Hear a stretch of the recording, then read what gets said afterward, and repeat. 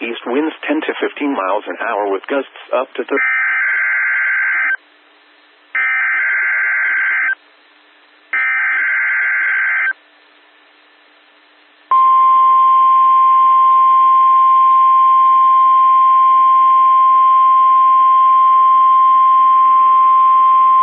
A winter storm warning is in effect from 6 p.m. Saturday to 8 a.m. Eastern Standard Time Monday.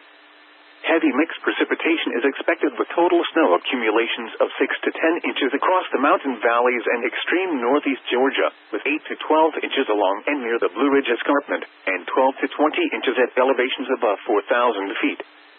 Ice accumulations of up to 1/10 of an inch are also possible.